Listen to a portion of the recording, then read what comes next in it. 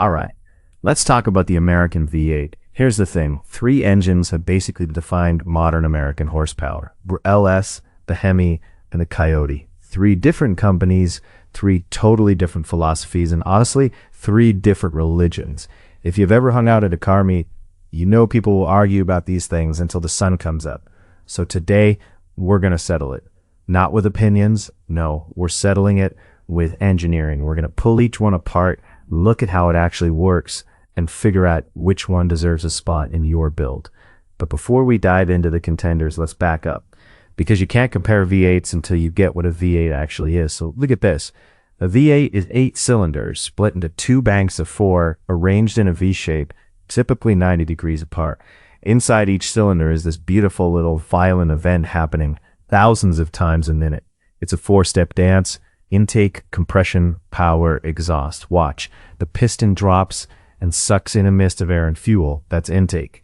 Then it shoots back up to compress that mixture into a tiny pocket of high pressure. That's compression. Now the spark plug fires, boom, the mixture explodes, and it hammers the piston down. That's your power stroke. That's where horsepower is born. And then the piston pushes those burnt gases out the exhaust. Now multiply that by 8, all firing in a carefully timed sequence, and you get that deep rolling rumble that you feel in your chest. That sound is the firing order, literally the engine's heartbeat. And here's why we love the V8.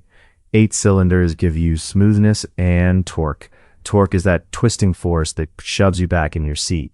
A V8 makes it down low, right where you actually drive, so it feels effortless. It's not screaming to give you power, it's just delivering it.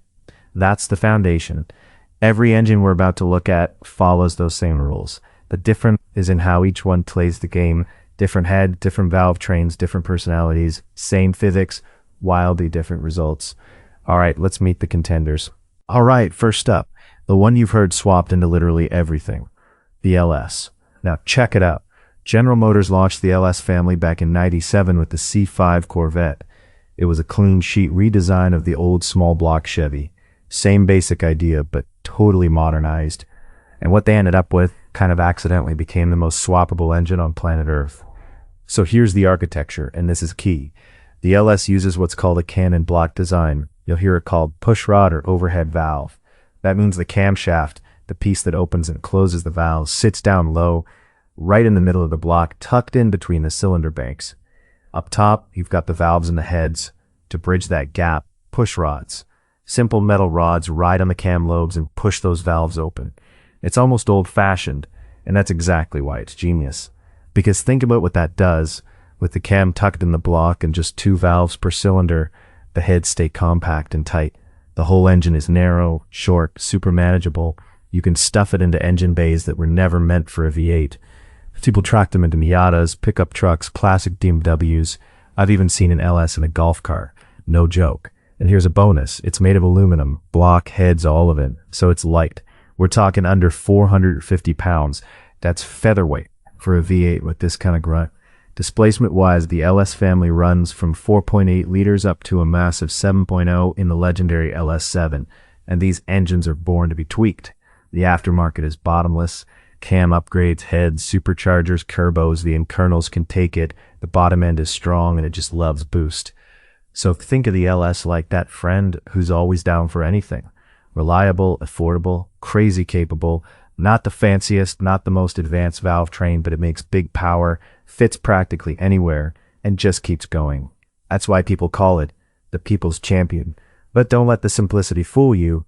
Up next, we're looking at an engine born from a completely different philosophy. Alright, so check this out. Now, the HEMI, and this name carries weight. Let's roll it back a bit. Chrysler's been tinkering with hemispherical combustion chambers since the 1950s. Then in the 60s, you get the legendary 426 HEMI. They called it the elephant engine. This thing terrorized drag strips in NASCAR so badly it was basically pushed out. Fast forward to 2003, Chrysler brings the HEMI name back, and man, did they bring the attitude with it. So what actually makes a HEMI a HEMI? Look at the combustion chamber. Instead of a flat or wedge-shaped roof above the piston, it's a dome, half a sphere. That shape allows 2 big things to happen. First, you could put the valves on opposite sides of that dome, angled apart. That means bigger valves and a straighter shot for air coming in and exhaust getting out. Better breathing equals more power. Second, that hemispherical shape lets you put the spark plug right at the top center of the chamber, so the flame spreads evenly, more efficient burn, cleaner combustion. Architecture-wise, the modern Hemi is a pushrod, cam and block setup, just like the LS. Cam sits in the valley, pushrods go up to the valves. But here's a cool twist. Chrysler gave the modern Hemi 2 spark plugs per cylinder, 16 plugs total. That helps with emissions, smooth running. It's a clever touch. Now, the Hemi's known for being big and muscular, 5.7, 6.1, 6.4 liters, and then the supercharged 6.2 Hellcat. That's where we're talking 700, 800, even over 1,000 horsepower in the Demon straight off the factory floor. That's insane. Think of the Hemi like an old school heavyweight boxer who got back in the gym and came out meaner. It's beefier than an LS. It's wider, but when it hits hard, real low end torque. This is pure American muscle. It doesn't whisper, it announces itself with that unmistakable rumble. And next, we're going to dive into the sound and then head into a totally different philosophy for power. Now, the Coyote, and this one plays a totally different game. Ford dropped the Coyote back in 2011, right into the Mustang GT. And while the LS and Hemi are keeping things simple with push rods, Ford went in a whole other direction. Sophisticated, modern, high revving, and absolutely packed with technology. Here's the big difference, and it's huge. Take a look at the top of this engine. The Coyote is running a dual overhead cam setup, DOHC. That means the camshafts aren't down in the block, they're up in the heads. There are 4 total, 2 per cylinder head, and those cams are opening and closing 4 valves per cylinder, 2 intake, 2 exhaust, instead of the 2 valves you get with the LS and Hemi. Why go complex? Well, that complexity lets the engine breathe like a champ at high RPM. It also lets Ford do something pushrod designs can't easily do. Variable valve timing. They call it TIVCT. The engine can literally adjust the valve timing on the fly, cruising along, and it's tuned for efficiency. Stomp on the gas and it opens up everything for max power. And because it can breathe so well, the Coyote loves to rev. The Hemi and LS do their thing down low, but they run out of breath up top. Not the Coyote. It just keeps pulling, screaming up to 7, even 7,500 RPM. It has that exotic European, almost race car vibe to it. In terms of displacement, it's a 5.0 liter. That's the legendary 5.0 badge, nodding back to the Fox body era. Sure, it's smaller than the big Hemis, but it makes its power through revs and efficiency, not brute cubic inches. Now there's a trade-off. All that hardware up top makes the Coyote physically wide, really wide. It's a tighter fit in the engine bay and a more complex design, more moving parts. Think of the Coyote as the modern athlete, precise, high-revving, technical, efficient. It brings finesse to a fight that's usually all about brute force. And when you let it sing at high RPM, oh man, it's glorious. So we've got 3 engines, 3 totally different philosophies. Let's actually compare them. All right, check this out. We've got all 3 laid out side by side right in front of us. This is where physical reality kicks in because the size and weight of an engine are huge factors that affect everything from fitment to handling. Take the LS over here. See how compact it is. That's because the cam lives down in the block and it only has 2 valves per cylinder. So the heads are nice and solid. In aluminum, you're well under 450 pounds. That's why you see LS swaps everywhere. It just fits almost no matter what. Now look at the Hemi next to it. It's still a pushrod design, so it's not super tall, but the whole thing is just bigger. The iron block versions push past 500 pounds. You can see it's wider than the LS, more mass all around. It's that big American bruiser that gives you torque for days. And then the Coyote. It's only 5.0 liters, but man, see how wide it is? Those total overhead cams and all that valve train action up top mean big cylinder heads. So even though it doesn't weigh a ton, somewhere in the middle, it takes up a lot of real estate under the hood. That width makes swaps into smaller engine bays tricky. When you boil it all down, the LS is like that compact athlete who can squeeze into any space. The Hemi is the heavyweight champ, big and imposing. And the Coyote, it's tall and broad-shouldered, maybe not the heaviest, but it needs room to flex. And that size isn't just trivia. It determines what cars they fit in, how the weight's distributed, how the car handles. But hey, none of it really matters if the engine can't deliver the power. So let's dive into that next. All right, here we go. The good stuff. Power, and more importantly, how much more power can you squeeze out of each one? Let's talk factory numbers first, just ballpark. The modern 5.0 Coyote, that's, around 450 to 480 horsepower, naturally aspirated. The 6.4 HEMI, the 392, it's sitting around 485, and an LS, well, that depends which LS we're talking about. An LS3 is around 430, and an LS7 over 500. So stock for stock, they're all in the same ballpark. Impressive, but civilized.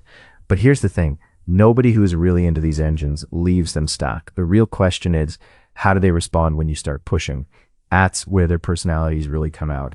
Let's start with the LS. The LS is the modification king, full stop. The bottom end is strong, the design is simple, and the aftermarket, infinite. Bolt on a cam and some heads, boom, instant big gains.